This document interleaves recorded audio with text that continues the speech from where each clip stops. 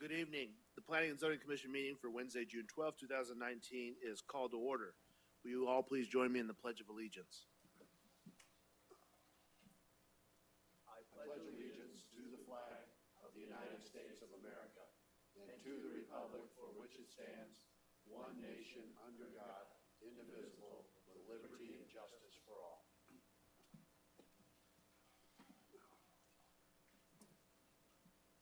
Madam Secretary, will you please note the roll?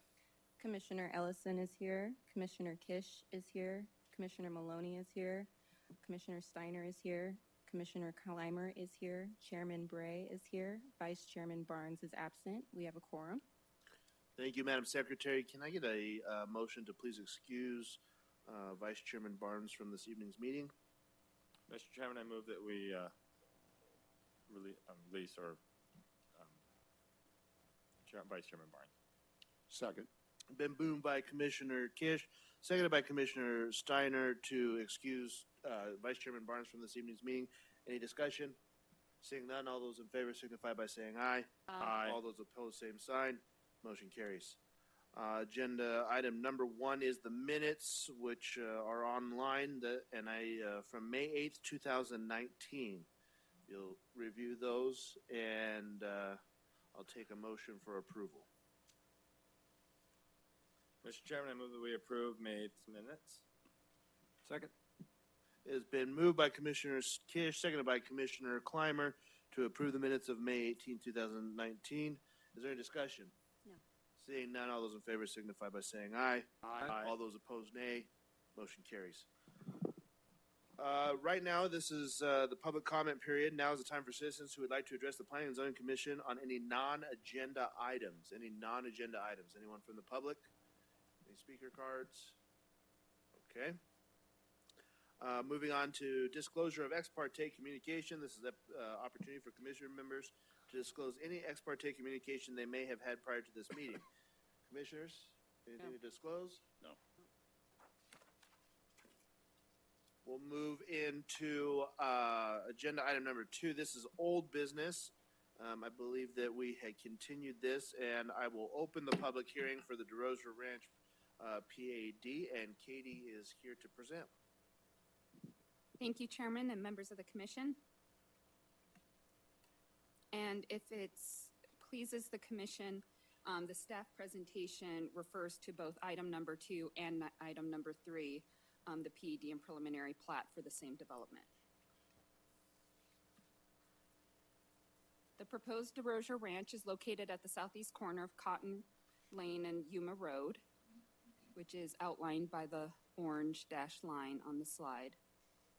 It does include the property where Roman's Oasis is currently located. The rest of the property is used, as you can see, for agricultural farming. About 5.9 acres is currently zoned agricultural urban. The rest of the acreage is part of the Canyon Trails Phase 2 PAD and is designated for a mix of commercial and residential for court home development. Under the proposed PAD, about 14 acres would be zoned commercial uses and about 31.5 acres would be residential. And then you can see this dashed line is an area that would be zoned for flex that could go commercial or residential. It gives a little bit of flexibility of where that dividing line is. It's something we have done in other PEDs recently. They have, excuse me, the applicant did submit a conceptual site plan. The zoning requires general conformance with the conceptual site plan. The commercial area is along Yuma Road and generally follows the city's C2 districts. The PED does recommend some deviations from the district, but in general, the permitted uses and development standards are consistent with C2. The residential portion will be developed as a pocket neighborhood, which I'll go into in just a minute. I also believe the applicant has some information for you on what pocket neighborhoods are. This pocket neighborhood is depicted in this conceptual site plan. If it weren't to develop as a pocket neighborhood, it would develop under the City of Goodyear R1C standards, which is basically court home standards. which is allowed today. The zoning stipulates the development to 315 dwelling units. So how the PAD and the narrative book describe the pocket neighborhoods, we've also captured this in a stipulation to define the pocket neighborhood development, is that it's generally a grouping of smaller residents, usually around 6 to 12 residents. It includes a mix of housing types, so their conceptual site plan includes single-family detached, single-family attached, what they're kind of calling casita units, which are located in open spaces, live above garage units, which could be for sale or for lease. So it's really an integrated mix of different housing types. The housing is generally centered around some kind of courtyard or green space. And then cars are not on the individual lots, as you can see in this example, which is in the PAD. You know, there's a garage, so this garage serves those different homes. The purpose of this is to make a more community feel in the development. They do propose a central park space with a community center and a pool, and the stipulations of the zoning do require that this be part of the development. So that conceptual plan, you know, it may not be this exact layout, but that conceptual plan is required to be in general conformance with this amenity. Also, as part of this development, Roman's Oasis would be moving, so I took my best guess. It's generally located in the area I circled. You can probably seen it. It's rather close to Yuma Road, so it's in the right-of-way for Yuma Road. So the applicant has been working with the city to move Roman's Oasis to generally where that star is.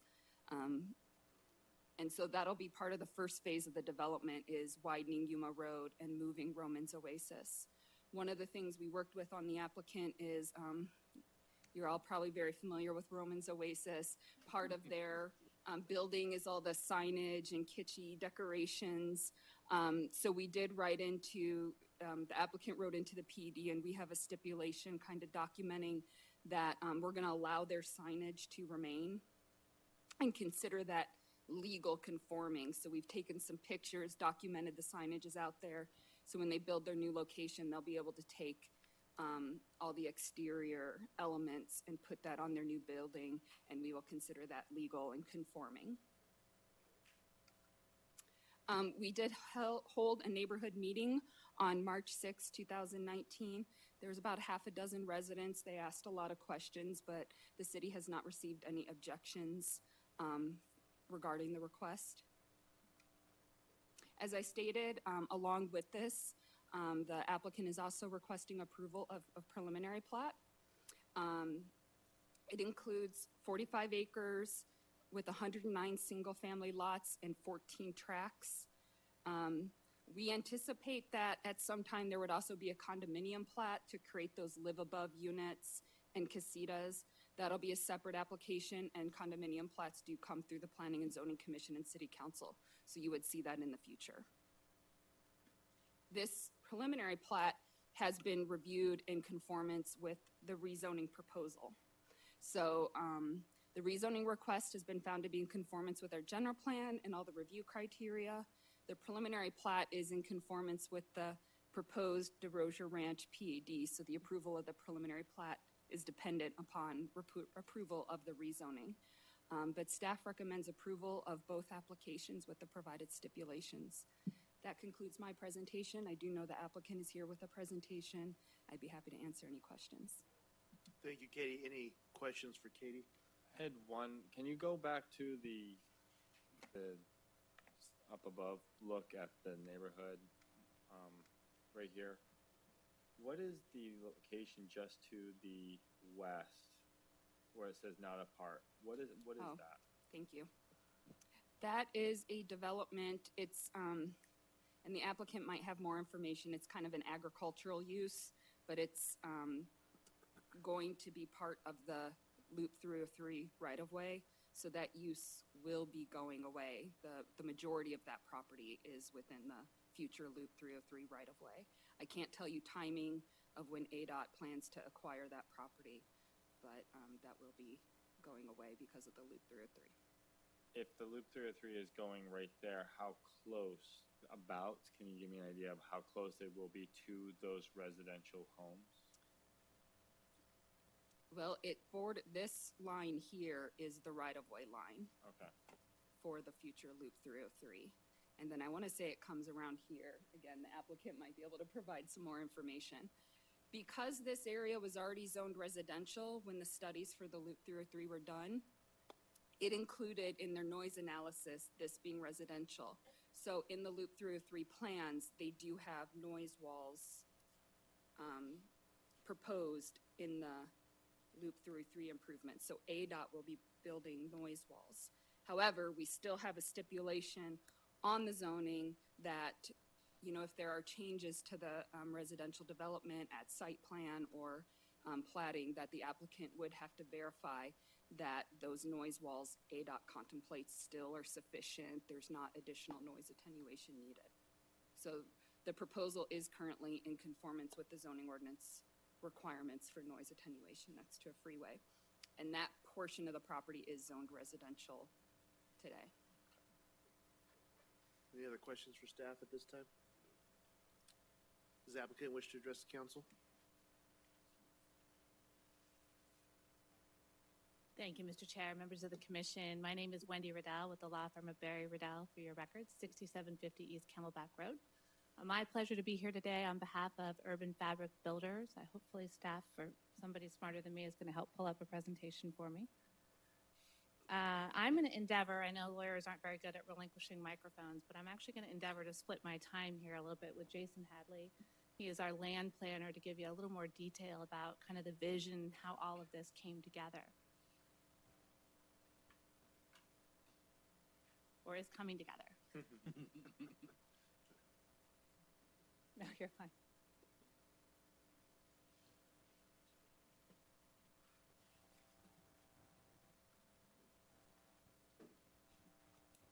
Be careful, I'm going to start cracking jokes.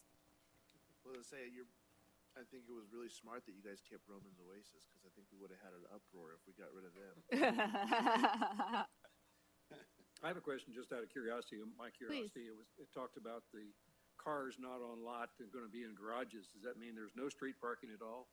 And when you have guests, they park in the garage also? You're getting to the chase. You're cutting to the chase right away. I'm going to let Jason go ahead and talk a little bit about pocket neighborhoods. Chairman, Commissioners, Jason Hadley, Hadley Design, 4026 North Miller Road, Suite 100, Scottsdale, 85251. Appreciate the question. The visitor parking, there's actually visitor parking spaces that are spread throughout the private lanes where the garages are corralled, and then there's also additional on-street parking on both the commercial loop road and the residential loop road. In fact, part of that street standard, we work really well and diligently with staff, both planning and engineering, to come up with that solution so it would park like any other residential neighborhood would, in the same ratios, in the same fashion, even though we're in a different format. And that the single-family detached units would all have a two-car garage, be it tandem or side-by-side in this configuration. But yes, to answer your question, there would be on-street parking as well. So I'm going to jump back and get started a little bit here, but very quickly get on to the greater definition of pocket neighborhood. As I mentioned, I'm here this evening on behalf of Urban Fabric Builders. I've got Paul Kalkbrenner, Cameron Cook here with me this evening. Cameron was kind enough to cut his trip to California to come back to 115 degrees to visit with you fine folks tonight. But together they have over 60 years of combined experience, over 18,000 homes they have built. Multiple hotels, multifamily, commercial retail developments. They're a pretty unique group. They're very focused on building high performance, highly energy efficient homes, commercial buildings, and some pretty interesting kind of adaptive reuse concepts that we're going to share with you. So as Katie mentioned, the site you can see here located on what will be the future Loop 303 Yuma Road. One of the things I'd like to point out when you look at this graphic is there is a whole lot of single-family residential, pretty traditional single-family residential. fact, everything you see here in yellow is that more traditional single-family residential. So we think we're bringing a little bit of diversity of housing stock that's needed in this particular area. Also, of course, it helps that it's consistent with your general plan, which shows the site as both commercial and neighborhoods at this particular location. And as you drill down, you'll see this is the site, again, the same graphic that Katie shared with you. But you see, as you put the site plan in here, we've really kind of nestled it in and worked with some of the existing single family around us. We touch on the side, that open space tract along the east, connectivity down to the south, and really try to make it sort of integrated into the fabric of the community that's out there today. So a pocket neighborhood. Now I'm going to let Jason take over and give a little more definition. Thank you. To start this journey, I'm going to keep it brief. Cameron and Paul with Urban Fabric Builders came upon the pocket neighborhood concept 4 or 5 years ago. Spent a lot of time with Ross Chapin, who's kind of the father of it. He has a book out there that is related to the pocket neighborhood. And really what they fell in love with is the concept of creating that community and that neighborhood of connectiveness. And what that is by definition, and we'll get to a more detailed definition in a minute, but it's about 6 to 12 dwelling units, as Katie pointed out, around a common open space or a pedestrian-oriented street. And the idea of it is to get us out of our cars. Instead of going from your car into your garage, into your home, rather get out of your car, walk around to a common open space defined by architecture and landscape, walk down this commons that you share with your 6 to 12 neighbors, have forward-facing architecture and porches, and be able to look at those. Look at your neighbor as you walk to get the mail or as your kids are playing out in the commons. And, you know, it's a great way to live. And it's been achieved in many different ways, but the pocket neighborhood really drills down a little bit more and makes some other commitments, like corralling the car on a private drive, which creates that extra pedestrian orientation, really begins to get in that human interaction idea and create the communal open space and give eyes on the green, and promotes a sense of ownership of that commons. If you have 6 or 7 to 12 units, it's kind of your front yard. And those are, there's one more. The other thing that creates is the residential diversity that Katie and staff started to describe. It creates both from a development type and a size. It gives you the opportunity, instead of having a sea of like the yellow that Wendy just pointed out, of R16 master plan community, which is great stuff. We do it all the time.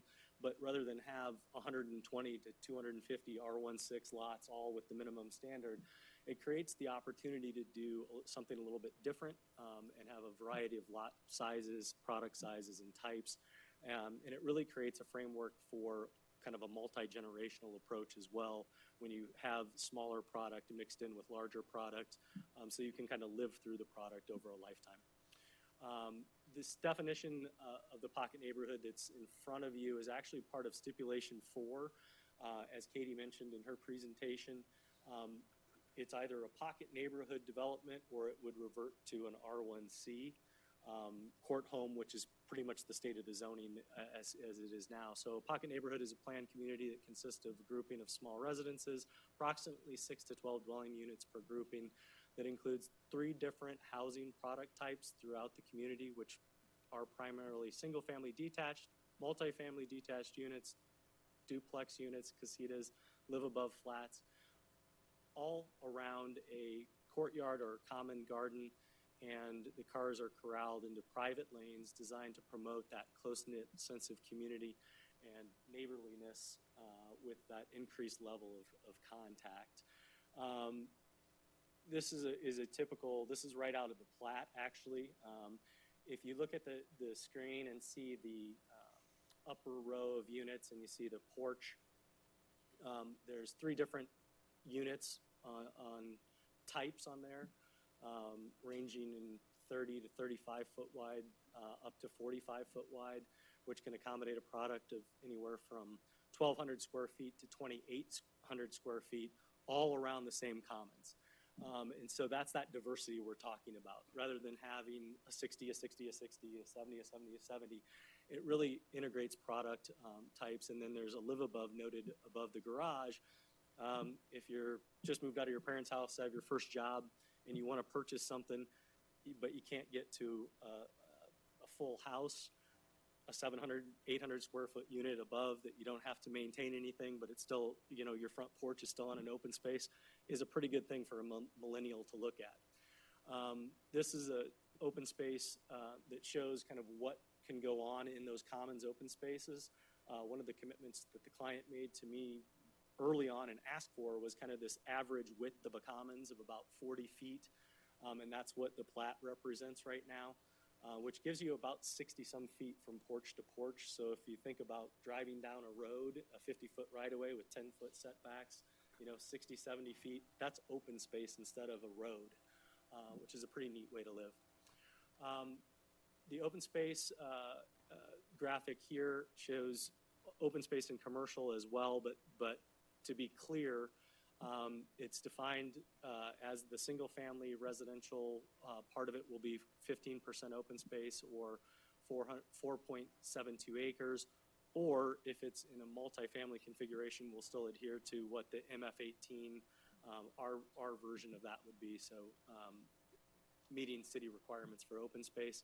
As Katie mentioned her presentation, there is part of the stipulation to have a recreation center, pool, community center as part of the residential, single-family residential. So really, DeRosier Ranch is a multiple land use master plan on 31.5 to, or I'm sorry, 45.5 acres, consisting of 31.5 residential, 14 acres of commercial, and really does have that diversity of residential that we just talked about. The density, we think, when we look at this as we transition from what will be the future Loop 303 and Yuma Road and the current residential, is really an appropriate density to both transition or buffer from the 303 to the current residential, but also to support the commercial to the north that's already there in the town center, as well as represent and support the commercial that's proposed. Yeah, I think I think she hit on all of the flexibility there. This is the overall rendered site plan of what we're looking at with each of the unit types on it, showing the commercial loop to the north coming off of Yuma Road, around there, commercial here. Single family, as platted now, is about 3/4 of the residential land. I'm sorry, 2/3 of it. And then we have what we've designed conceptually as a multifamily piece here as we look at. There's 1 minute remaining. I'm going to cut you Jump off. in. So I'm going to jump to really what is, I think, kind of the neatest part of this project. We have really endeavored here to take some of the history instead of what is kind of authentically Goodyear and bring it into the commercial development. If you're familiar with the DeRosier grocery store, we're looking at taking that kind of portal concept, bringing it into the commercial to create a little more of a boutique-y type commercial. One of the things that really I think Urban Fabric deserves tremendous credit for accomplishing here is they have worked for a very long time to be able to assemble all of the kind of fractured ownership and properties that make up Roman's Oasis and the pieces that surround it over many, many years with a lot of patience. And they put together a plan that allows them to save and preserve Romans, which we think is pretty authentically Goodyear. And it required a lot of work with the city and a lot of cooperation to be able to come in to fix what is an existing problem on Yuma Road, the misalignment, and yet still keep Romans and then build some additional density around it to help support all of that. We think that, frankly, is a great plan. You've heard we're not aware of any neighborhood opposition or concerns here. So to sum it up. Mr. Chairman, time. Thank you. To sum it up, read the slide. Happy to answer any questions that you may have. Any questions for the applicant? Is DeRosier Grocery, is that going to be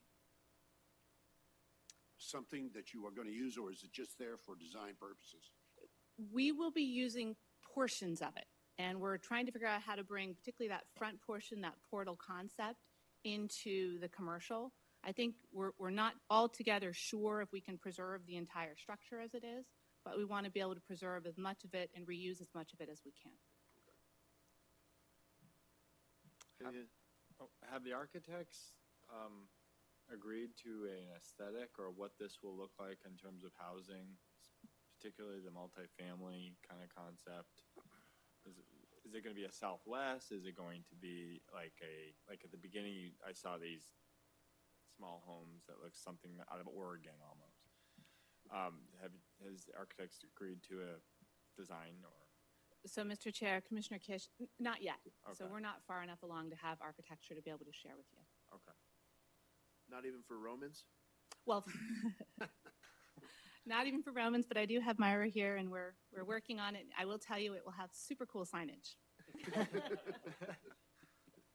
Any other questions for the applicant? No. All right. Thank you, guys. Appreciate it. Thank you. With that, we'll move into, is there any comments from the public? Seeing none, I will close the public hearing.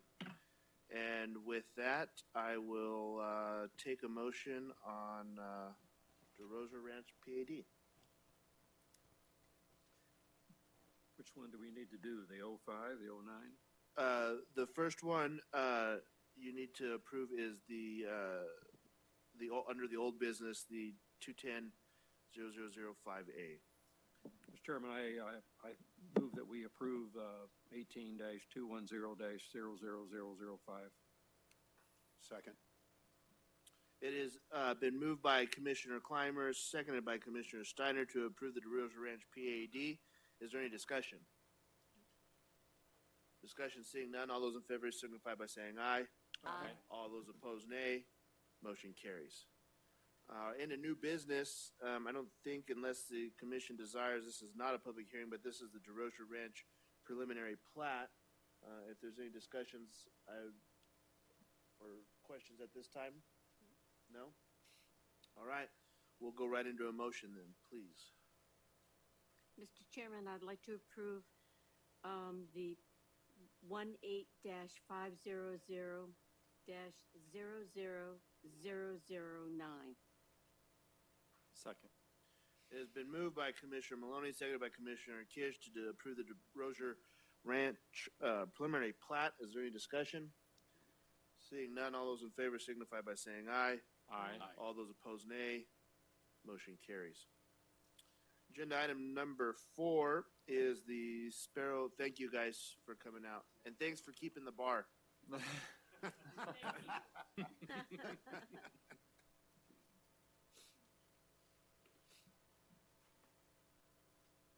Going to item number 4, and this is SPARROW REZONE, and Alex will present, and I will open the public hearing. Thank you, Chairman, Commissioners.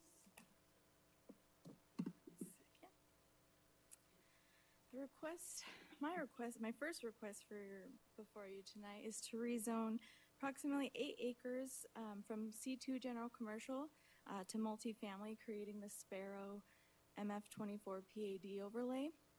The property is located at the south of the southeast corner of McDowell Road and 145th Avenue. To the north is the existing Palm Place Plaza office complex, which is also zone C2. To the east is vacant land, currently zoned light industrial, which is part of the McLean Distribution Center. They own the property. I don't know about future build out or anything like that at this time. To the south is vacant land that is owned by the city, and then we have Interstate 10. To the west is currently vacant land zoned for future commercial uses as part of the Centerscape PAD. Within the general plan, the property is designated as business and commerce, and it's included in the transit-oriented development overlay. The TOD overlay encourages higher density and intensity residential uses, as well as emphasizes pedestrian-oriented development. And additionally, high-density residential developments are encouraged within mixed-use developments and adjacent to commercial centers. So these are the development standards included in the SPARROW PAD. Some of you will, I know we have a lot of new members, but will recall the PB Bell rezoning that took place in September of 2018. So that's just east of the Harley-Davidson site. We had a similar situation of adding certain stipulations just to meet the intent of the general plan and the TOD overlay and business and commerce. So for maximum height, the PAD requests a 50-foot height, which is a 10-foot increase from what's currently allowed in MF24. Something to note here is that the current C2 zoning allows for a height of 56 feet, so there's a 6-foot increase in the allowable height. There's also a request for increased height on an accessory structure to make that 16 feet as opposed to the currently allowed 12 feet within the MF24 district. The side and rear setback, which in this property we've identified the side as the north, so adjacent to that Palm Place Plaza. And then to the east, the I-1 property would be considered the rear yard setback. So right now it's 20% of the lot depth for a rear in MF24, and then they've requested a 10-foot to accessory structures, so garages, and then a 50-foot setback to residential structures, residential occupied structures. There's also a request to reduce parking requirements. This is based on the fact that the site is proposed as age restricted, and there will likely be less vehicles on site. The project narrative does have some existing examples which support the request. Staff has included a stipulation that requires the city's current parking standards if the property does not develop as age restricted. Additionally, there's a few other stipulations that are proposed that require the developer to maintain the expectations of the city. So like we've seen with the PB Bell project, we did include a stipulation of a minimum number of units to ensure that the higher density is being achieved. And if SPARROW does not follow through with the development, the next developer would come in and have to build at a higher density as well. To promote connectivity, there's a stipulation included to require pedestrian paths to the west and to the south for future development connections. In addition to the age-restricted stipulation, the applicant has identified that the loss of parking spaces does allow for the addition of additional amenities. So there has been a stipulation that requires that those amenities be carried out. And finally, there is a stipulation about setbacks for buildings for residential occupancy. So in commercial and industrial developments, there is a requirement for an increased setback to residential developments. So since the commercial property is already built and the industrial property is already zoned, staff worked with the applicant to ensure that SPARROW's site does include additional setbacks in order to prevent any restrictions on the development standards for those adjacent properties. This is the conceptual site plan for the property, which was included in the narrative. Like I said, that the stipulation requires a 50-foot setback. Here they're showing a 90-foot setback for the industrial side. The north side wasn't identified, but it's at least 50 feet as far as the stipulation requires. And then you can see how the parking was put on the outside to make sure the building is offset from those commercial and industrial properties. These are some of the conceptual elevations that the applicant has provided. However, there is a site plan and design review process where staff will review in compliance with the city's design guidelines. Since there are no residents within 500 feet of the property, we used an alternative citizen review process. So notice was sent out to adjacent property owners. There has not been any objections received regarding the rezoning request. In review of the stipulations, there was an update that the applicant and staff has agreed upon. Stipulation 14 refers to the to type 1 water rights, and we discussed with the Public Works Department that the type of water rights that exist on the site are actually called irrigation grandfathered rights. So we just want to clarify that information on the stipulation and make sure we're requiring the correct items. As stated in the staff report, staff finds that the rezoning is in compliance with city standards, and we do recommend approval subject to the stipulations and recommended update. This concludes my presentation. The applicant is available for questions or a presentation if need be, and I can answer any questions as well. Thank you. Thank you, Alex. Any questions for staff? The applicant's here, and would you come to the podium, Mr. Bull? Thank you, Mr. Chairman, members of the commission. Ed Bull, 702 East Osborne. I'm here representing SPARROW. In fact, there's a couple folks from SPARROW Partners here with me, Luke Berlin and Spencer Wyman. Also, we have Sterling Margetts from Kimberly Horn here with me. We are perfectly comfortable with staff's recommended stipulations, including the modification to stipulation 14. We're pleased with staff's recommendation for approval. Unless there's neighborhood concerns that neither staff nor we are aware of, we believe we have no neighborhood opposition to an application which is really for 55 and up multifamily housing on this vacant infill site. We're very comfortable. Hoping that your commission is as well. I'm willing to waive a presentation if you're comfortable. If you'd like a presentation, I'll be happy to provide one. But if you're good, we're good. You're good? What would you like to see it? Any questions for the applicant? Yeah, is this a single structure building? This is going to be one building, not multiple buildings? It's actually, it's all Okay. interconnected. It's kind of like a big C shape, Okay. horseshoe shape with the outdoor amenities in the core of it. Okay. Second question, is there going to be a walkway that ties into Wellspring Park? There'll be a sidewalk along Okay, but it'll get you into the Wellspring Park?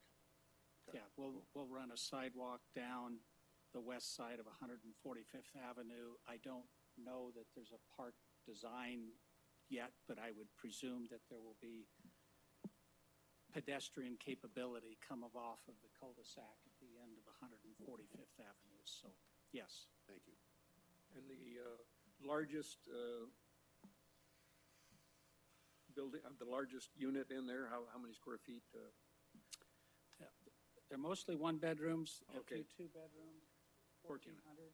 Okay. Largest two bedrooms, 1,400. Any other questions for the applicant? What if I sit down while the sitting's good? Yes. Thank you, Ed. Thank you. Any further questions for staff or applicant? We are on a public hearing, so I don't have any speaker cards. Anybody wish to address us from the public on this particular item? And no speaker cards? Perfect. I'll close the public hearing and I'll take a motion. Mr. Chairman, I move that we accept or approve item number 19-200-00004. Second. It's been moved by Commissioner Steiner, seconded by Commissioner Kish for the approval of SPARROW rezone. Is there any discussion? No. Seeing none, all those in favor signify by saying aye. Aye. All those opposed, nay. Motion carries. Thank you, gentlemen. Agenda item number 5 is Hillstone Residence at Canyon Trails PAD, and Katie's back, and I'll open the public hearing. Thank you, Chairman and members of the commission. This is a request to rezone a property located at the northwest corner of 173rd Avenue and Yuma Road. It's just west of Cotton Lane. It's currently part of the Canyon Trails Phase 2 PED. It's designated for court home development, and they're proposing what we in Goodyear have been referring to as single-family rental product. The applicant has been referring to it as a cottage neighborhood. The proposal includes 240 units. It'll include a mix of 1, 2, and 3 bedroom homes, all one story.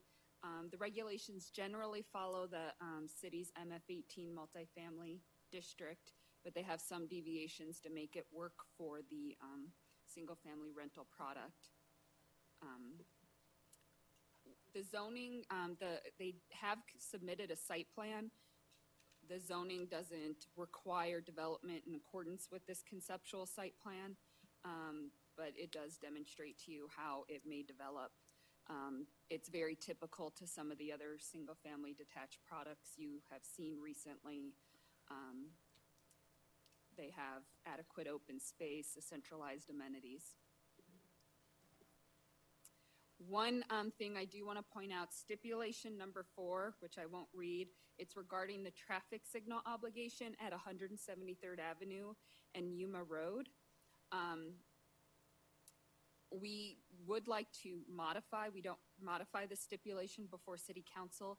I don't have the exact language for you, but basically the first part of the stipulation, which is our standard stipulation, makes it sound like if they were to construct it, they would owe for the entire signal. But our understanding now is this specific intersection, the signal is already warranted and it's in our CIP. They'll most likely be making a payment, but we need to work with our traffic division a little bit on it. So we would request that you approve the rezoning, modifying stipulation 4 to reflect the current conditions for the traffic signal, if that is okay with the commission. A neighborhood meeting was held on April 30th. We've received no objections to date. We have found that it is conformance with the general plan and our review criteria for zoning. There's no objections, so staff recommends approval of the rezoning. I can take any questions. Katie, any questions for staff? Is the applicant here? Do you wish to address the commission? Not a problem. David McGuire, Land Solutions, Inc. I have Lou Turner with me tonight, who's the president of Hillstone Homes. Katie, is it possible to put up, did you get my PowerPoint? There we go. There's a prettier plan to look at. Wanted to just point out that we are raising the bar significantly on the single-family rental product. Kind of the main features of this that we wanted to brag about were we are providing a 20-foot trail system around the entire perimeter of the project. We're making it a very active neighborhood. The western portion centers around a very large open space. We have 1, 2, and 3 bedroom units. Most of the 2 and 3 bedroom units are on the west side around that larger open space. We've oriented the units to have a lot of eyes on that open space. We see it as a very safe place for kids. We're going to have a splash pad in there and other fun things for kids to do. The entrance there will be gated off 173rd. We do have an emergency access, as you can see, onto Yuma Road. The clubhouse is actually going to be a clubhouse. All the other ones, all our competitors, are just a sales office. We actually have a clubhouse there with amenities, with a workout area, meeting rooms for the residents. One of the other things that we do not like about the existing ones is the presence of refuse trucks running through the project. We are actually doing valet service for refuse. And so we won't have the large refuse trucks running through the project. As you might imagine, with kind of narrow roads, it's a dangerous thing. It also tears up the pavements and the utilities underneath and all the rest. So what we've done is we've provided an area clear at the northeast corner there where we will have a big trash compactor with silencing equipment to be very quiet. We will, 6 days a week, the staff, on-site staff, will pick up the refuse from each of the units. We are designing a specific trash enclosure into like a bench at the front of each of the units, so it'll be very aesthetically pleasing. They'll pick that up, take it to that refuse area, and once a week or so, they come pick up that trash compactor, and we're doing an 8-foot wall around that to buffer it from the neighborhood. So we're real proud and real excited about this project and think it'll be really the next level and set the bar for the rest of these type of communities. So with that, I'd be happy to answer any questions. Thank you. Any questions for the applicant? I have a quick one. So in the center of this gray area, this is your, this is the area where these trash containers are going to be? Clear up at the far northeast corner, if you will, up Oh, okay. 173rd Avenue. I'm not sure where you're pointing. These, I'm sorry? what are these areas in here in the, Parking shades. I'm not sure what you're they're pointing at. parking sheds? Okay. Yeah, Are those there's shades? garages, there's Yep. garage buildings Okay. in the parking area, if that's maybe what you're pointing at. Yep. So there's covered parking, uncovered parking, and garages. We have at least 2 parking spaces per unit, which is more than your code, because we think that's a very important aspect of this. Each unit will have its own covered space as well as an uncovered space, and then have the ability to rent a garage if they so wish. Any further questions for the applicant? Is there you have private backyards, and I'm just looking at the legend and what it describes on here. Between, let's say, units 43 and 40 at the top of the page, 43. are those, yeah, just right up above the center of that street? Yes. Okay. So there's 20 feet between those units, Okay. and 2 10-foot yards that back on each other. Okay. So Is there each a of these separation units, between them? I'm sorry? Is there a separation between There them? is not in that particular instance, but we have created several places where we have connections between the perimeter trail system that connect throughout the project with the rest of the trail system. So those units that you're seeing there are actually back to back, but it's 20 feet between the buildings, and they have a rear yard, which is much larger than most people are providing, the full width of the unit and 10-foot deep. Okay. Thank you. You're welcome. Anything else? All right. Thank you, sir. Appreciate you. it. Is there anyone from the public that wishes to address the commission on this issue? Any cards? Seeing none, I will close the public hearing and ask for a motion. Mr. Chairman, I move that we approve Hillstone Residence 19-210-00001. Second.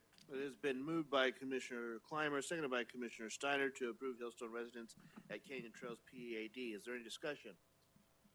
Seeing none, all those in favor signify by saying aye. Aye. All those opposed, nay.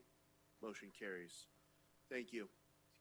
Agenda item number 6 is Estrella Parcel 12.36 rezone, and I will open the public hearing, and Alex will be presenting on this one. Thank you again. Gonna go walk through here.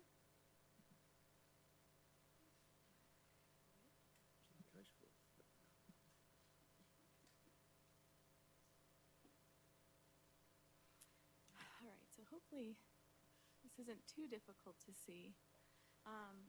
Estrella Mountain Ranch parcel 12.36 is located northeast of the intersection of Estrella Parkway and San Miguel.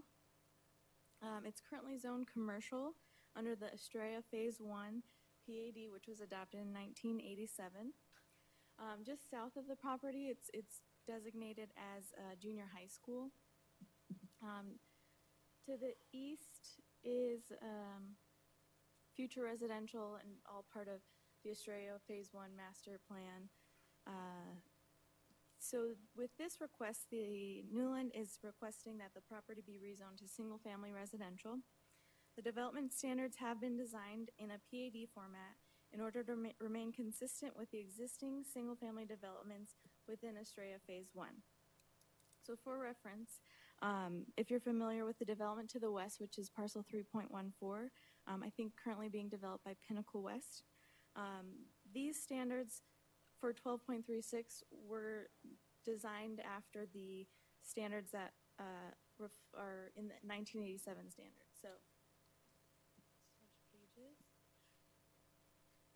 So since the PAD is a really large document and a little outdated, staff worked with the applicant to create a 2-page PAD that would be helpful for staff, the applicant, and future residents. The proposed lot sizes proposes a 50-foot wide lot, which the city's R16 standard is a minimum of 55 and can be reduced if you add design enhancements. So in keeping with the city's new kind of rezoning R16 process, we did include, let me flip this over. We did include a note that an additional streetscape element shall be provided, since the lot sizes are being reduced, like those other rezone developments that we've seen in the recent past. A citizen review meeting was held on May 15th at Star Point Residence Club. There was one resident who attended this meeting. Who's just curious about the project, but he did not express opposition. Staff finds that the applicant has met the requirements of the rezoning and does believe that the applicant has made the case that Estrella does have existing commercial areas that support the community, therefore does not oppose rezoning the property from commercial to residential. And we do recommend approval subject to the stipulations included in your packet. That concludes my presentation. Pete is here and available for questions or comments, and I can answer any questions as well. Thank you, Alex. Is there any questions for staff? I have one. Will there be a street light at San Miguel and Estrella Parkway? I'm gonna ask Pete. I believe so. Estrella and San Miguel. So, sign. yes, Pete. Right across from. I think they're actually going to start installing it in September. Thank you. Any other questions for staff? Mr. Tyke?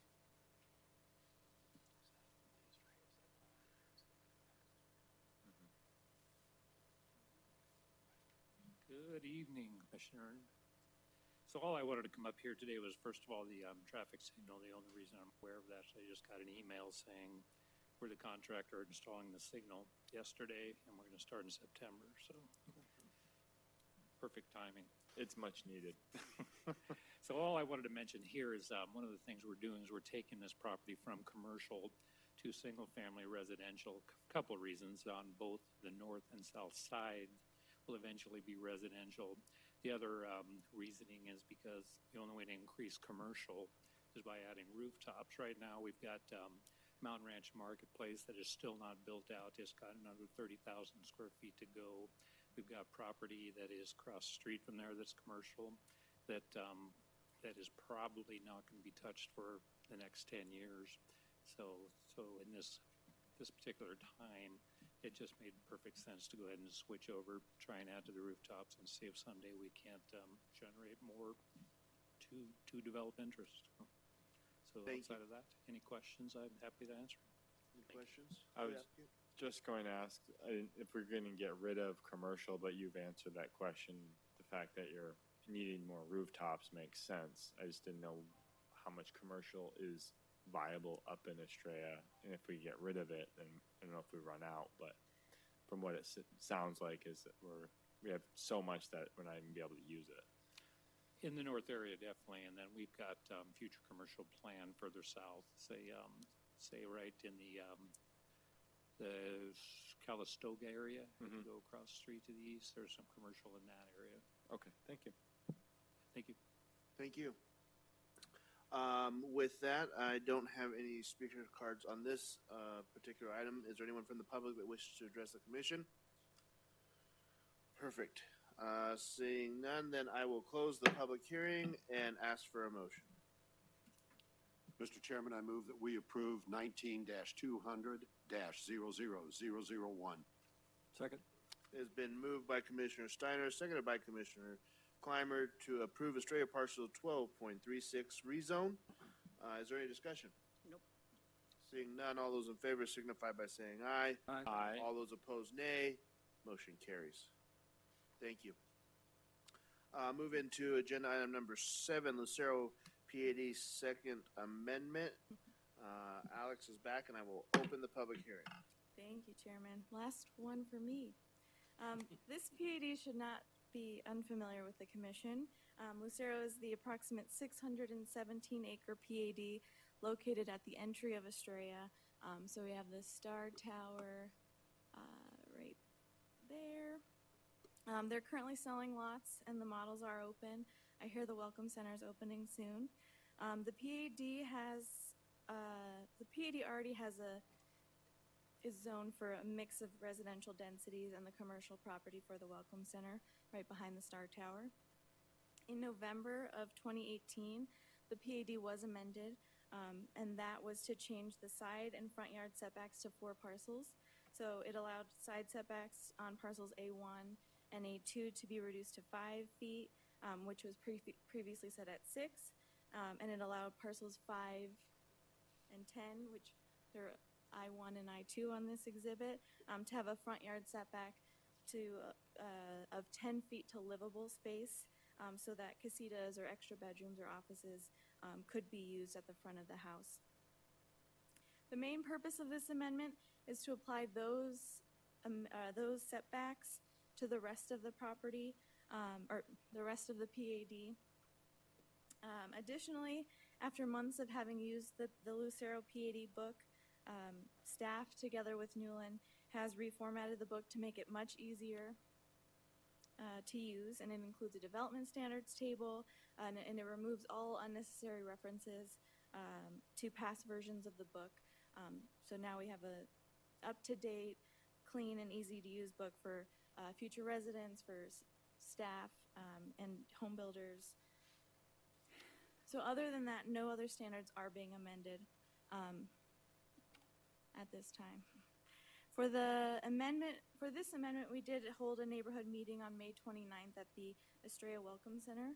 There were 2 residents from the adjacent custom home site, or custom home property, who attended this meeting. They had some general inquiries and did express some concerns about the traffic capacity on Estrella Parkway, but they were advised that this amendment does not change the number of dwelling units that will be in Estrella, and doesn't affect the traffic flows as are already approved. But that was their only concern, and they were in support of the proposed amendment tonight.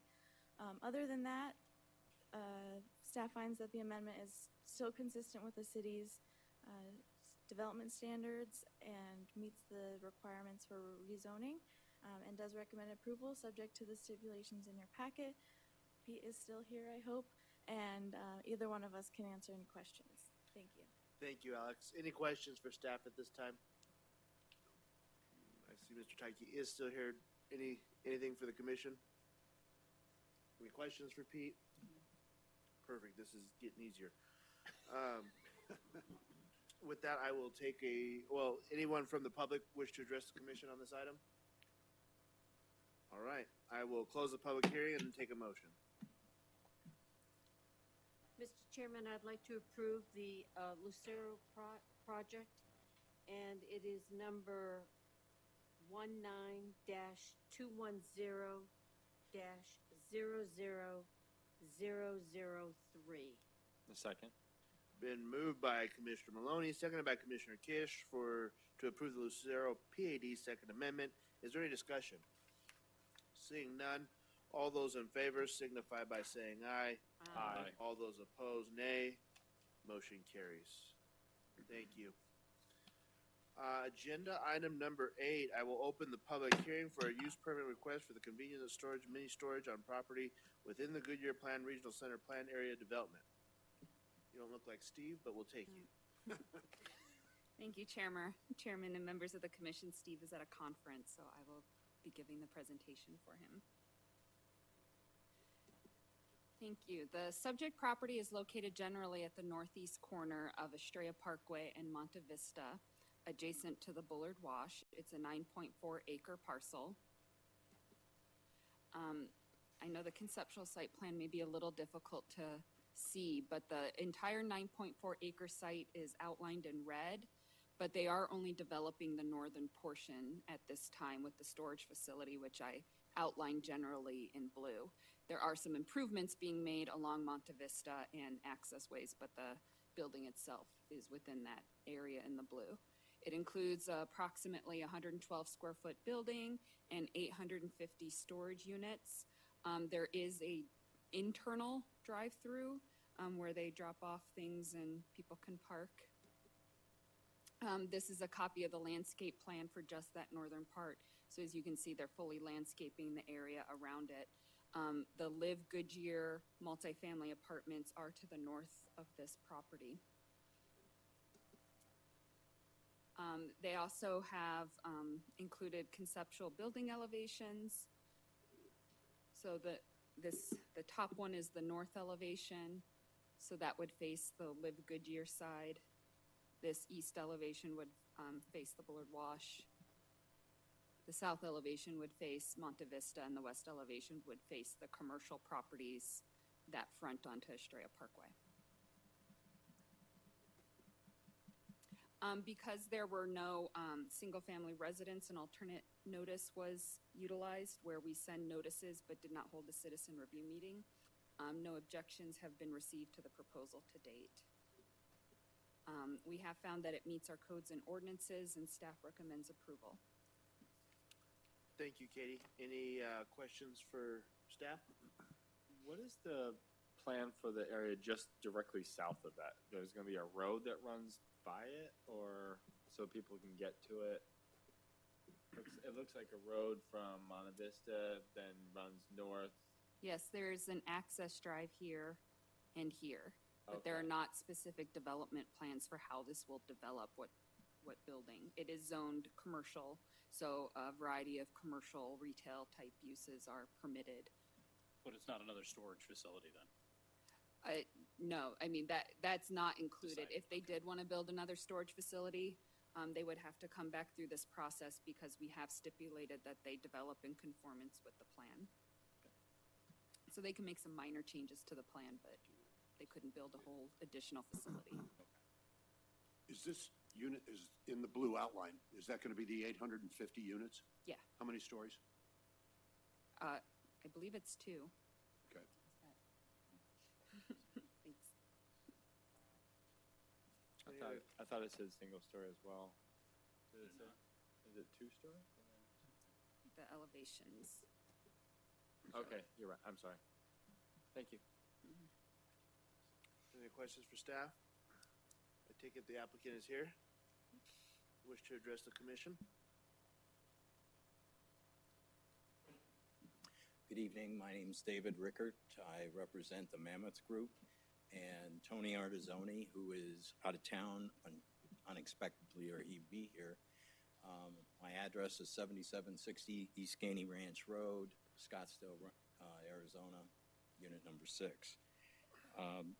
We believe this is a textbook use permit request of compatibility. You're in commercial development. The hard lifting was done when the application for the zoning was there. The use permit, and sometimes these uses are not easy to place in the community, but Mr. Artizzoni has been very successful, and you can see how he landscapes, he adjusts, he makes sure that the buildings are set in such a way that they are not a problem to anyone.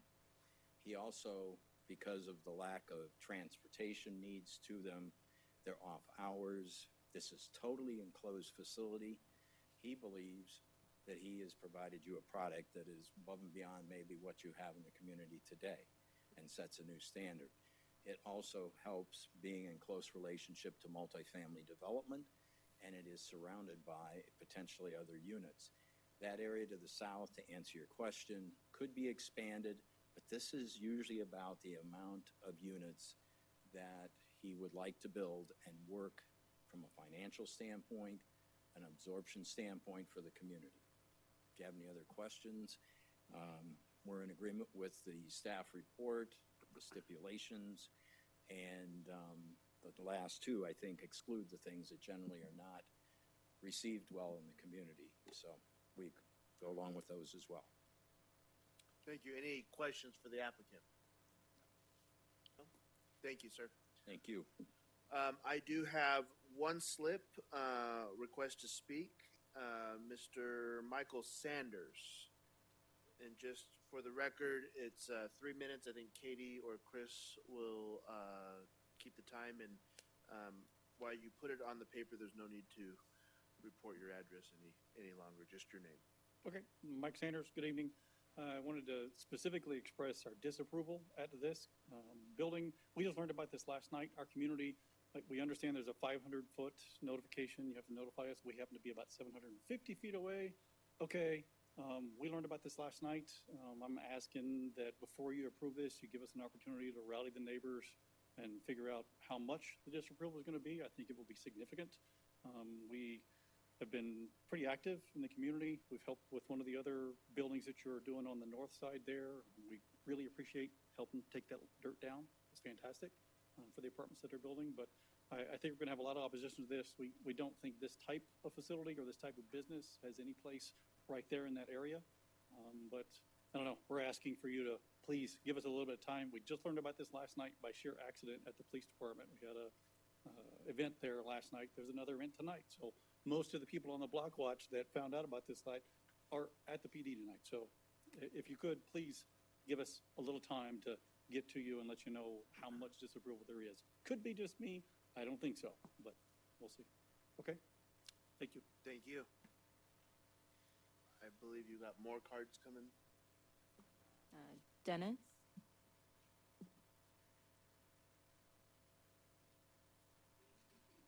Good evening. My name is Dennis Drew. I live in Portales. It's just west of the proposed site. And we weren't aware of any public hearings. I wish we were. Maybe it's posted somewhere, but we didn't find out about it until the other night. We understand there's some smaller housing developments in that area being built where a need for storage is probably something that's going to be required. But we don't feel that that's the proper place to put it. We've got a nice neighborhood just across the street west of there. And I'd like to propose you guys to not approve this until we have some more further hearings. So. Thank you. Any other comments from the public? Speakers cards? None? Okay, any further questions of staff or the applicant? No? Okay. I will close the public hearing and I will ask for a motion on the mini storage. Special use permit. Mr. Chairman, I move that we approve item number 19-300-00002. Second. It has been moved by Commissioner Kish, seconded by Commissioner Clymer to approve the use permit request for convenience storage, mini storage in the Goodyear Planned Regional Center Planned Area Development. Is there a discussion?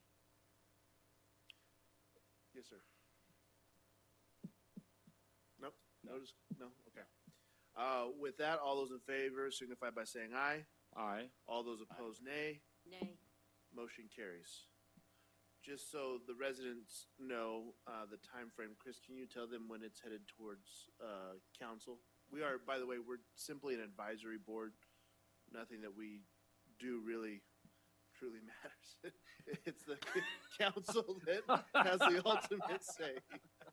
Well, Mr. Chairman, if you can indulge me for a second, I would disagree with you on that point.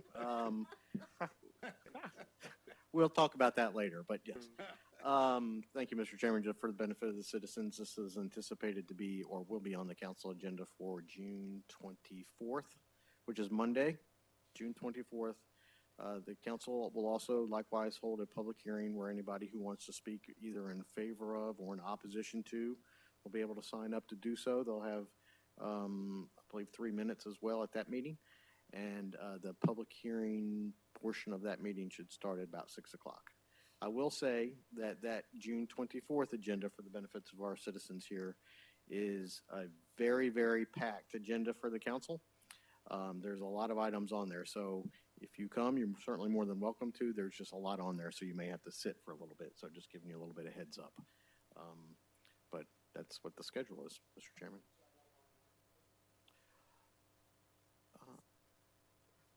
So for speaker cards, I don't. Yes, you can.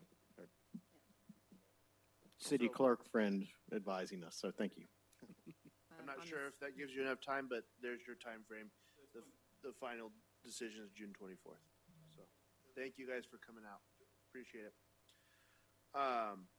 Also, if you have any questions about the public notice hearing and how that works, see staff afterwards and they can walk through that as well. Agenda item number 9 is the Sonic drive-through use permit. I will open the public hearing, and Katie is back.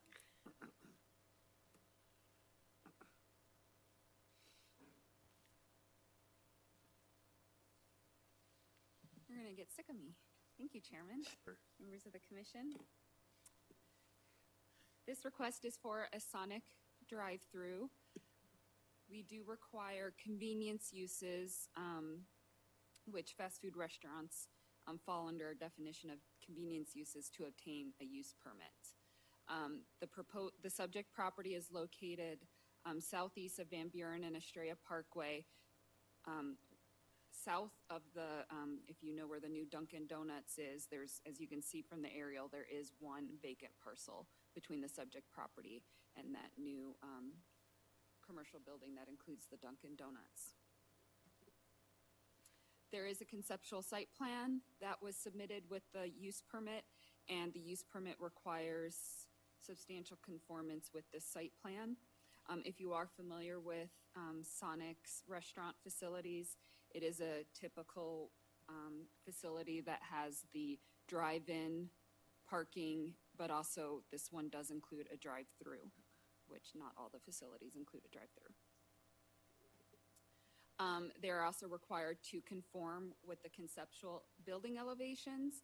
The colors and materials in the elevations are consistent with that of that center at Centera Crossings. But as you can see, they do also have some of their corporate architecture and colors included as well. A neighborhood meeting was held on April 29th, 2019. We have not received any objections to date. We have found that the proposal meets our codes and ordinances. We have not received any objections. Staff recommends approval. Thank you, Katie. Any questions for staff? Just one for the drive-through that's going to be, I'm worried about the drive-through and the via. Where is the via on the drive-through side? Okay, back here. You can kind of see it back here. Okay, so lights, is there anything going to be above the eye line, like where people can look, and are they going to be going into like the houses? Or? I'm going to ask if we can have the applicant answer that question, because I picked this up for a contractual staff member who's no longer with us, and I'm just not as familiar with the case in that level of detail. Sure. If you don't mind. Thank you, Katie. Thank you. Please. Mr. Chair, members of the commission, my name is Stephanie Rowe. I'm with Reese and Rowe Architects in Phoenix, Arizona. We're the architectural firm for this project, and Mr. Kish, your question actually came up during our site plan review from staff, and the answers to that are that all of the noise and lights from the order board and the menu there at the drive-through, they're all directed down, so they won't be shining across into that area, and all of the speakers are very directional now. Technology in those gets better all the time, so and there's also, I don't remember the distance now, but it's like 120 feet from our menu board to their property line, and then another 10 or 20 feet to their actual buildings. And that side of all of the proposed apartment buildings on there, there are very, very few windows in that side. It faces west for them. They're all very small, like bathroom and closet type windows, high and so. And will it be open 24 hours a day, or is it going to be closing? No. Okay. So. Thank you. All right, those are my only questions. Any other questions for the applicant or staff? Thank you, ma'am. Thank you. With that, is there anyone from the audience that wishes to address the commission on this item? Perfect. Seeing none, I will close the public hearing and ask for a motion. Mr. Chairman, I move that we approve item number 19-300-0003. Sonic drive-through. It has been moved by Commissioner Kish, seconded by Commissioner Steiner, to approve the Sonic drive-through use permit. Is there any discussion? Seeing none, all those in favor signify by saying aye. Aye. All those opposed say nay. Nay. Motion carries. Is it the Sonic or the drive-through? Agenda item number 10. This is, I will open the public hearing for a use permit for public utility facility for this Cog Well number 26 board wash. Welcome, Joe. Good to see you. Good to be seen, Mr. Chairman, Commissioner members. Thank you. As you noted, this is a use permit for a public utility facility, more specifically a potable water production well, which is being proposed along the east side of the Centerra development on a portion of property that is owned by the city for the Bullard Wash. The city had a study done recently that indicated that additional water resources needed to be developed to ensure that we could accommodate future growth. And so they went through a well siting process, which involved a number of criteria that included proximity to treatment, city ownership, proximity to utilities, aquifer water quality, separation from other wells, and then distance from residential land uses. And this site, which is adjacent to an existing retention area in the Centerra project, was the one that was selected. The red box on the aerial photograph is roughly 150 by 220 feet, but the actual well site pad itself will be 50 by 110, so substantially smaller. We just use this area to generally depict where it would be located. The wall of the well site will be about 25 feet east of the retention site, and it would be between 100 feet and 170 feet from adjacent single-family residences. The city intends to drill the well to a depth of about 500 to 1,000 feet. It'll take 3 to 5 days to drill. However, during that time, the drilling operation will be running 24 hours a day. So measures will be taken to help mitigate noise impacts to nearby residents during the drilling of the well.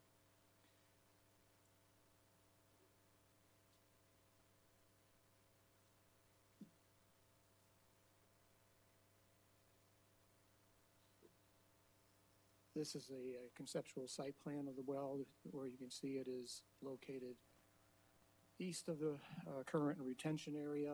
At the current time, it's proposed that an access road would come off of 150th Drive into the site, although an alternate access to the site through the retention area is being discussed with the Centerra HOA, but that has not been finalized at this point. So the access would be by way of the driveway along the north property line if alternate access is not obtained. There will be a limited amount of equipment on the site. The treatment of the water that's produced is actually going to be transported through a 12-inch main to the Bullard Water Campus, which is located south of Yuma Road. The proposal is to use a vertical turbine pump, which is above ground, but it will be enclosed in a noise attenuation enclosure.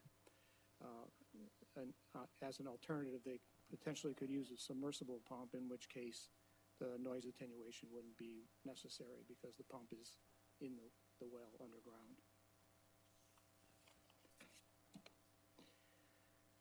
During the review of this case, we did encounter 2 areas of concern with respect to the floodplain. The Bullard Wash currently has a floodplain associated with it, and we wanted to make sure that the placement of a well site at this location would not have an adverse impact on that.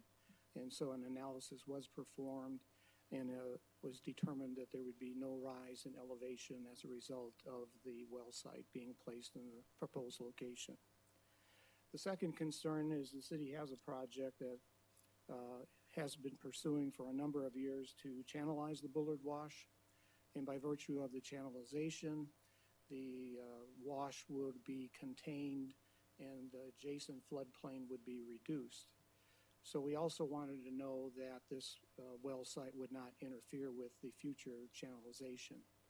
So another analysis was done on that, and it was determined that there would be sufficient room for the well site, and then keep a 20 to 25-foot setback from the west property line of the wash, and the room for the redesigned channel, and a 30-foot wide bench for a planned multi-purpose trail on the east side.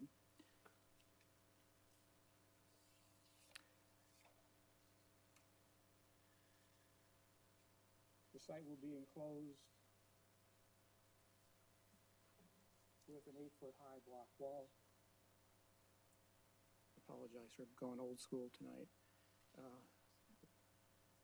It'll have an 8-foot high block wall around it, which will effectively screen most of the equipment on the site, and it'll be designed in a manner that is similar to the perimeter wall at the Centera project.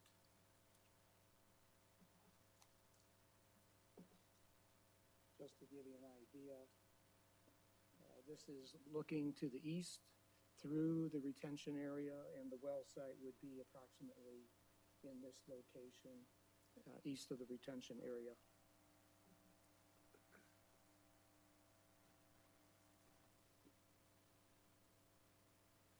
Another shot in a similar direction. You can see the well site would be approximately at that location.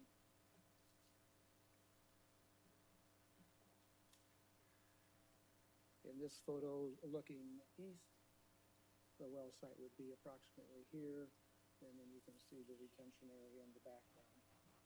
And then lastly, we have drawing a photo that shows, well, this is where the driveway would go to the site. It would be seldom used once the well is in place, may be visited once a day. Otherwise, it will not generate any significant amount of traffic. The proposal was evaluated with respect to the criteria for use permits, and the findings in your agenda packet indicate that the proposed well site will conform with those criteria. We had a neighborhood meeting on May 21st, but there was no one from the public that attended that. We have not received any comments or objections from the notice of public hearings that were sent out to the owners of the property within 500 feet on May 21st. We also published notice in the paper and posted a sign on the property. So with that, concludes my presentation. We are recommending approval subject to the stipulations listed in your agenda support material. Thank you, Joe. Any questions for staff? I've actually never lived by a well. Is there any noise that the well makes throughout the day? I don't know much about the operations of them. Chairman Bray and Commissioner Kish, as I mentioned in the report, there's a pump associated with the well. If they use the vertical turbine pump, it'll sit on top of the well and basically draw the water out. That, because it's above ground, can produce some noise, but the plan is to enclose that within a sound attenuation enclosure to minimize any impacts from the noise. An alternative of using a submersible pump is still in play. It depends on the water quality that they discover once they drill the pilot well, in which case, if they use a submersible pump, it'd be located below ground toward the bottom of the hole as opposed to above ground. Thank you. Any other questions for staff? How many gallons a day are going to be pumped out of there? Chairman Bray, Commissioner Clymer, the target production of this well is 1,500 gallons per minute. Per minute. So it sounds like they've done a lot of studies around this, and so I'm going to trust this. But looking at it, you have a large retention area there that takes all the water from that neighborhood. You have the wash on the other side, and then you're putting the well in between. And I guess my concern is that event that, you know, we had, in September a few years ago, we got that 5 inches of rain and the threat that it causes to that infrastructure. And it just doesn't seem like the best spot, in my opinion. Well, Chairman Bray, you make a good point. It's probably not ideal from that standpoint, but when you put it in the context of all the other criteria that you have to take into consideration, for example, you might think, well, it'd be better to go east into the industrial area. Unfortunately, that moves it in the direction of the Superfund sites, and it's a less desirable location. So this was determined to be kind of the optimum location. So it's not the perfect well site, but it is the best based on the criteria they use to determine it.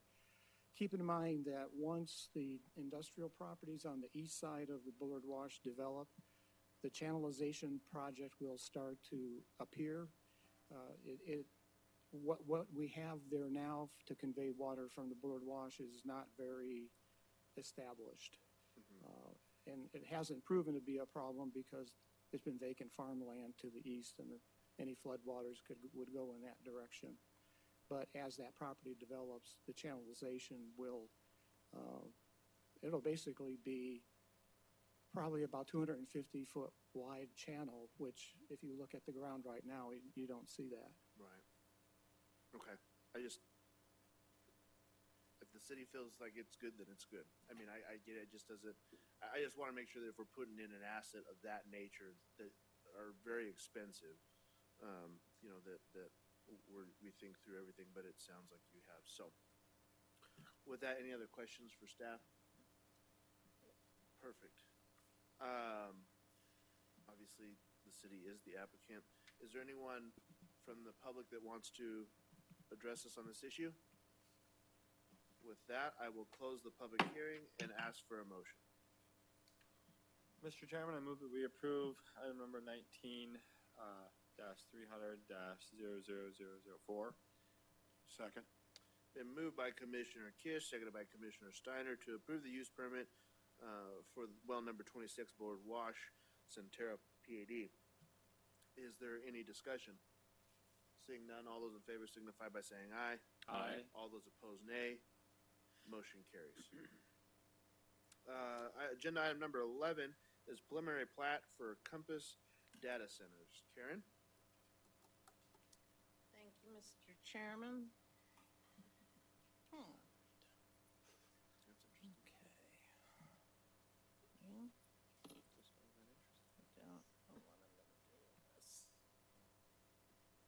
Okay.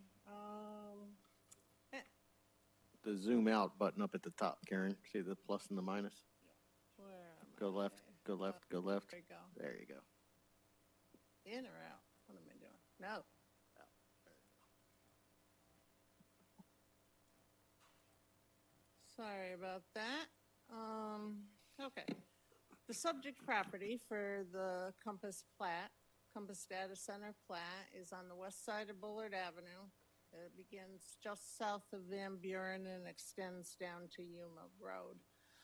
It wraps around the APS substation that is just beginning construction there on the west side of Bullard.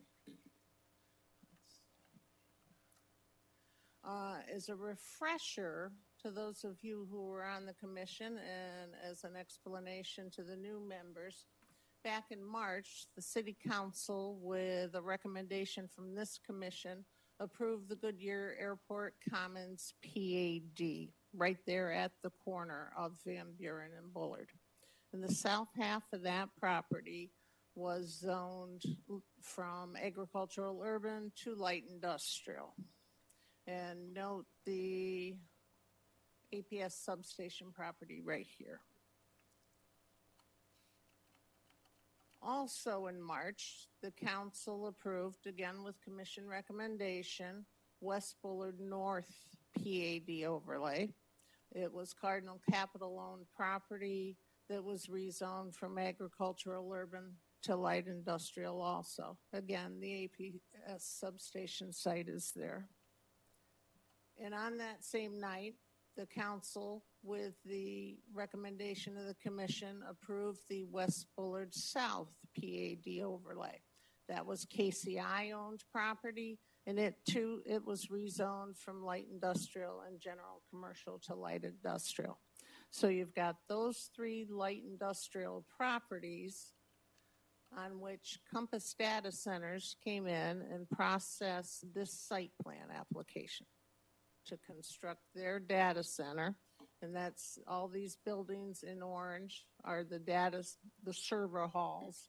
And there's outside equipment yards on either side. Here is the APS substation that's being built, and this is room for 2 more of them. After the site plan was approved, Compass Data Centers purchased all of that property, and they are now platting that property to consolidate those individual parcels, because you can't build the data centers, you can't build any building over a property line. So the plat will take all of these purchased properties and consolidate them into one primary parcel here, referred to as Parcel 1. They're also dedicating via this tract here some additional property for the Bullard Wash, some additional property over here that will be open space. They are dedicating this corner to the city that will become part of our Bullard Avenue landscaping enhanced program. And then they're also creating another parcel for that additional, for the next substation to be built there. So kind of standard, it needs to be done to consolidate the properties to allow for the development of the data centers. Staff is recommending approval subject to the stipulations in your staff report. Thank you, Karen. Is there any questions for Karen at this time? Please. So are there 2 separate buildings? So you keep saying multiple. Is it data centers? Is it 2? Or do we not know? There's going to be 8. Yeah.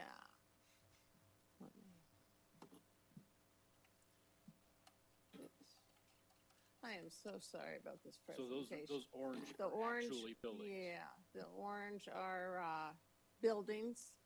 There's going to be 4 down here, substations in the middle, and 4 more buildings up here. They're going to start out with first couple of buildings here, then they'll build in these buildings, then they'll, like 2 at a time, they're going to happen and come online.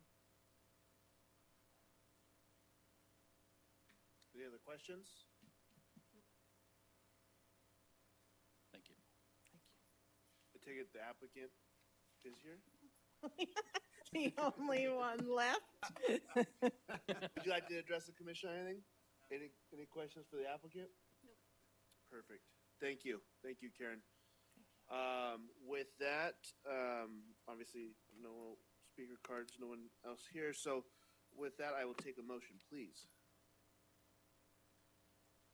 Mr. Chairman, I move that we approve item number 19-500-00012. Second. It has been moved by Commissioner Kiss, seconded by Commissioner Maloney to approve the preliminary plat for Compass Data Center. Is there any discussion? Seeing none, all those in favor signify by saying aye. Aye. All those opposed, nay. Motion carries. Thank you, Karen. Thank you. Thanks for sticking it out with us. Staff communications. Chris, Katie. Thank you, Mr. Chairman, Commission. Just so as you know, during this part of the meeting, we typically give you a recap of the actions, the recommendations that you made to council and their respective outcomes. So if you recall, remember the Planning Commission met in regular session on May 8th of 2019, obviously. And you had 3 cases that cascaded to the council meeting that took place on May 20th. Each one of those 3 cases were respectfully approved. That was the rezoning of the water treatment facility, the surface water treatment facility down south of MC 85, just to the west of Australia Parkway. There was the preliminary plat for Camelback Center, which was also approved. And the preliminary plat, there was actually 2 or 3 for Australia, parcel 922 and 9.24 A and B. Those were likewise approved by the council. A couple of other items that you had previously approved on the preliminary plat standpoint that were approved by the council. May 13th, the final plat for Australia 9.31 was approved, and the council also extended the final plat for the vistas at Palm Valley, which is located at Palm Valley Boulevard in Litchfield. Extension was for 90 days. They've been working with the Arizona Department of Water Resources on getting some water issues figured out because they're served by by Liberty Water and Sewer. So they had a couple of additional steps to go through. Good news is that the models and so forth have been approved, so we're looking forward to that plat moving forward here shortly. If you remember, we reached out to you regarding training, so we're going to meet with our illustrious chairman and get everything finalized on that, and we'll look forward to get that training scheduled either in late October or potentially September. As you know, we are going dark, if you will, in July. There'll be no planning commission meeting in July. But before you get too excited about that, we do have a special meeting coming up, a joint work session with the council to talk about Civic Square. That's going to be on June 26th at 6 o'clock. So the format we'll probably all be on the floor, sitting in a big rectangle or so forth. And so after that work session, which you will be presented and have an opportunity to discuss with council, then we'll adjourn that work session and go into a special planning commission meeting where there'll be a public hearing that'll be held, and we'll ask for a vote from you all that night. So then it can be considered by council on July 8th. So that again is June 26th in this room at 6 o'clock. Then our first planning commission back after break will be August 7th, which I think is 1 week earlier, or is it it's 1 week or earlier than our normal meeting. That's in order to get us back on cycle with council meetings. So we'll send you all reminders about that, but I'm just giving you a friendly heads up. And then last but certainly not least, we're pleased to welcome Alyssa Magley. She's going to be our permanent management assistant in our department. So you're going to see her in this chair and filling this role all the time. We're delighted to have her. She's transitioning over from the city clerk's office. So that's why she knew that you could sign up online. So we're very delighted to have somebody of her capability and talent join our team. So thank you. Thank you. Yes, welcome. With that, the next planning and zoning commission meeting will be a special joint work session with city council, followed by a planning and zoning meeting held on June 6, 2019. June 26th. Is that what I said? I didn't say that? 6th. Oh, June 26th. Thank you. 2019 at 6 p.m. at the Goodyear Municipal Court and Council Chambers. With that, this meeting is adjourned.